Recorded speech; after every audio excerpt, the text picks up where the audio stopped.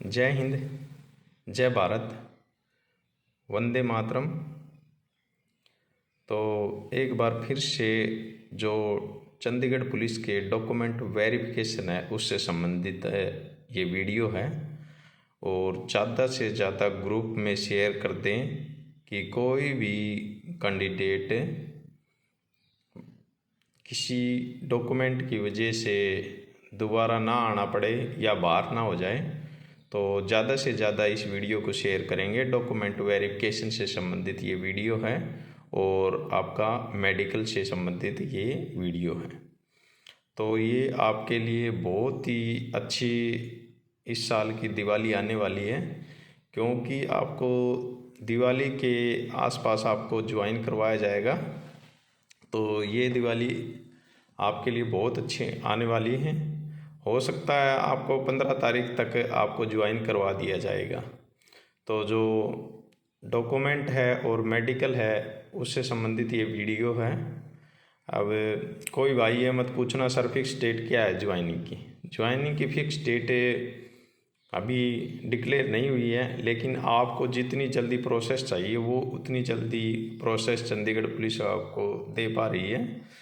इतनी जल्दी प्रोसेस किसी भी फोर्स का नहीं होता, कहीं भी नहीं होता। सभी कैंडिडेटों को ये लगा जल्दी से जल्दी ज्वाइन कर ले, लेकिन प्रोसेस होता है, उसमें टाइम लगता है।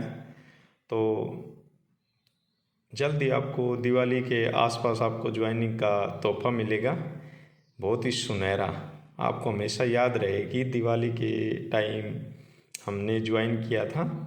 तो अब हम चलते हैं सीधा डॉक्यूमेंट वेरिफिकेशन और मेडिकल के बारे में।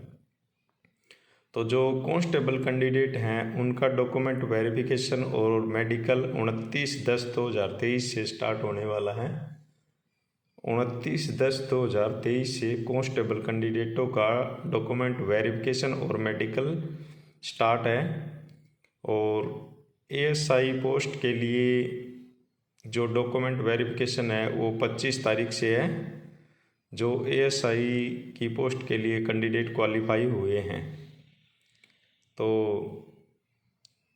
अब मैं डॉक्यूमेंट में आपको क्या क्या डॉक्यूमेंट चाहिए मैं ये सब चीज़ें बताऊंगा। सबसे पहले जो डॉक्यूमेंट वेरिफिकेशन में आपको डेट ऑफ बर्थ के लिए जो 10वीं की मार्कशीट होती है, ये 10वीं की मार्कशीट होती है, ये डेट ऑफ बर्थ के लिए होती है। और ये डॉक्यूमेंट आपको ओरिजिनल चाहिए, ये सारे डॉक्यूमेंट आपको ओरिजिनल चाहिए। सबसे पहले 10वीं की सर्टिफिकेट देखी जाती है, उसके बाद +2 की 12वीं की सर्टिफिकेट, क्योंकि जो कांस्टेबल पद हैं वो 12वीं क्वालिफाई कैंडिडेटों के लिए निकले थे। तो कांस्टेबल पद के लिए ये 12th की सर्टिफिकेट भी होनी चाहिए। उसके बाद जो एएसआई पोस्ट के लिए क्वालिफाई कैंडिडेट हुए हैं उनके लिए ग्रेजुएशन की डिग्री चाहिए। जो ग्रेजुएशन होती है बीए, बीएससी, बीटेक, जो भी ग्रेजुएशन की डिग्री होती है वो चाहिए। और अगर किसी भी कैंडिडेट के पास अपर डिग्री है, जो आपकी मांग रखी है उससे अपर डिग्री है किसी भी कैंडिडेट के पास, तो वो आप साथ लेके आए, वो आप जमा करवा सकते हैं। वो आपको भविष्य में आपको अगर कोई स्टडी वगैरह करनी है तो परमिशन के लिए आपको वो सब चीज़ें काम आएंगी। उसके बाद ड्राइविंग लाइसेंस, जो मेल कैंडिडेट है उनके लिए ड्राइविंग लाइसेंस है। और मेल कैंडिडेटों को ये ओरिजिनल ड्राइविंग लाइसेंस भी लेके आना जो 4 व्हीलर का है, जो 2 व्हीलर विद 4 व्हीलर, तो ये ड्राइविंग लाइसेंस लेना है। उसके बाद कंप्यूटर सर्टिफिकेट में अभी भी काफ़ी भाइयों को सस्पेंस बना हुआ है। जो कंप्यूटर सर्टिफिकेट है वो मैं आपको बता देता हूँ कि किसी भी रिकॉग्नाइज्ड इंस्टीट्यूट, आपको पता है कि आपका कंप्यूटर सर्टिफिकेट है वो कहाँ से बना हुआ है, क्या वो ओरिजिनल है, क्या उसमें 80 घंटे की क्लास इंक्लूड है।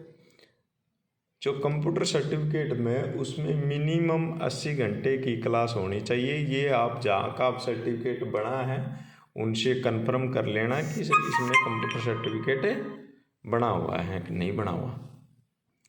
तो मिनिमम 80 घंटे क्लास होनी चाहिए, बेसिक नॉलेज होनी चाहिए और ये रिकॉग्नाइज्ड इंस्टीट्यूट द्वारा होनी चाहिए। और ये मैंने बार बार बोल रखा है कि आपको ISO सर्टिफाइड हो और एक निफ्ट का दे रखा है NIFT ऐसे कुछ है, वो उसके द्वारा सर्टिफाइड हो या फिर किसी भी गवर्नमेंट या रिकॉग्नाइज्ड इंस्टीट्यूट के द्वारा हो। लेकिन उसमें आपको ये कंफर्म करना होगा जहाँ से आपका सर्टिफिकेट बना है कि इसमें 80 घंटे की क्लास इंक्लूड है या नहीं है, क्योंकि आपने जहाँ से बनवाया है वहाँ का मुझे नहीं पता कि उसमें 80 घंटे की क्लास ऐड है या नहीं है। तो सभी अपने डॉक्यूमेंट्स को ये चीज़ प्रॉपर पूछ के भी और तैयार करके लेंगे। सभी के पास ये कंप्यूटर सर्टिफिकेट है और सभी को पता मैंने कहाँ से बनवाया है, लेकिन ये ज़रूर कंफर्म कर ले कि मेरे कंप्यूटर सर्टिफिकेट है, क्या इसमें 80 घंटे की क्लास इंक्लूड है, क्या इसमें बेसिक नॉलेज है। तो ये सब चीज़ें ध्यान रखें। सभी चीज़ जो एक वीडियो के माध्यम से ही ना जाए, कुछ चीज़ें अपने आप भी करनी होती है। तो ये चीज़ें पूछना जहाँ से आपका कंप्यूटर सर्टिफिकेट बना है और क्या उसमें 80 घंटे क्लास है, ये चीज़ें आप अपने कंप्यूटर सर्टिफिकेट पे देखना। और गवर्नमेंट अप्रूव्ड है उस पर स्टैंप मिलेगी, सिग्नेचर मिलेंगे, ये सारी चीज़ें होंगी।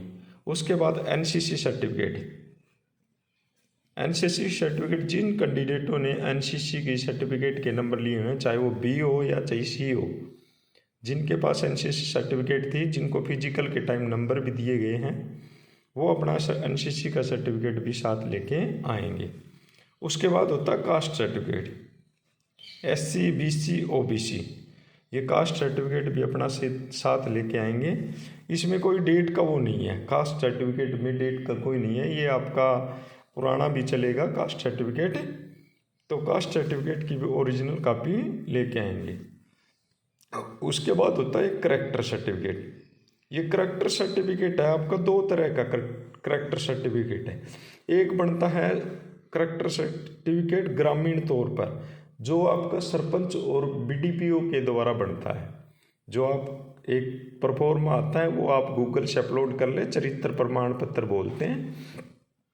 और लास्ट की पिछली भर्तियों में चरित्र प्रमाण पत्र लिया गया है, तो हो सकता है अब की बार भी आपको मांग ले।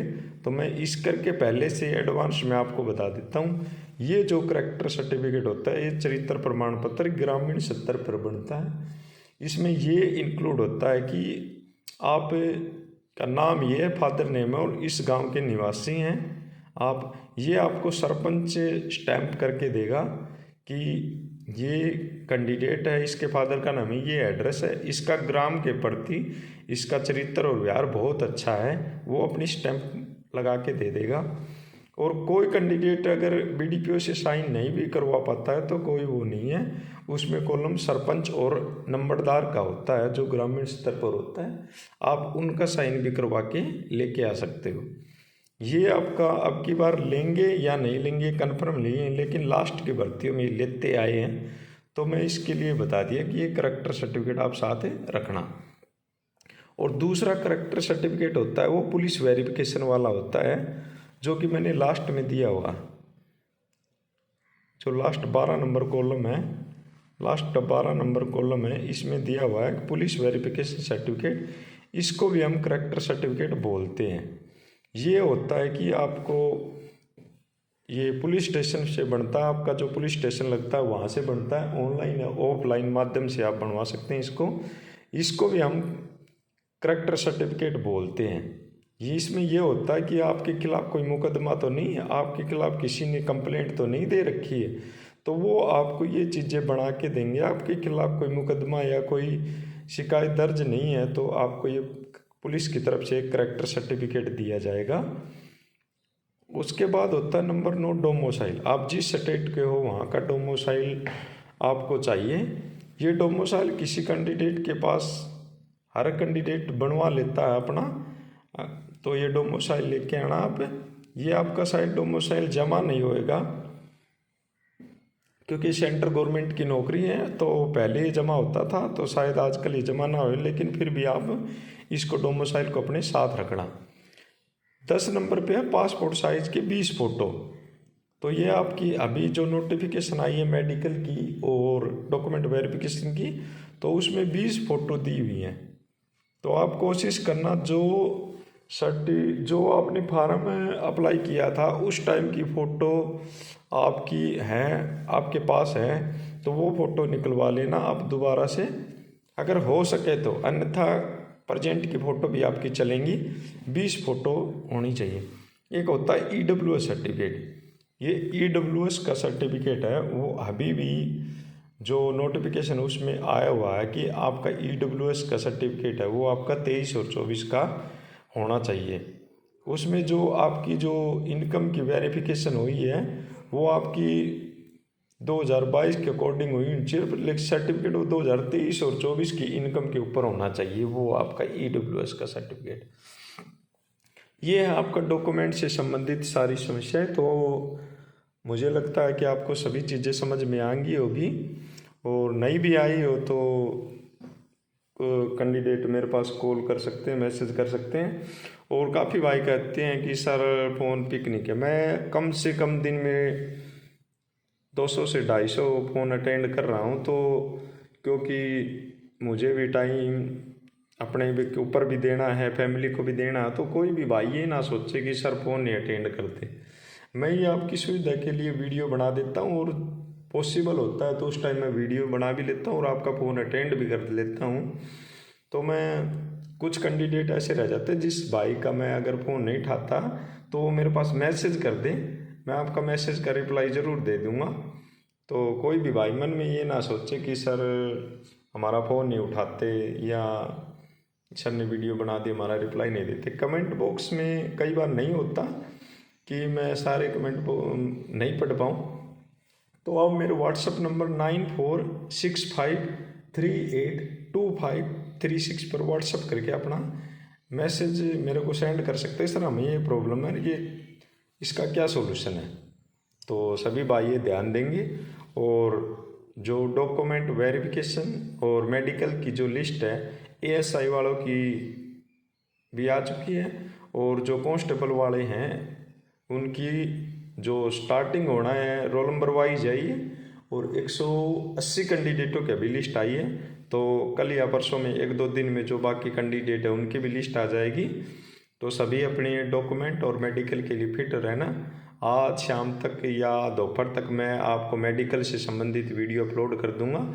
आपको मेडिकल में किन किन चीज़ों का सामना करना पड़ेगा।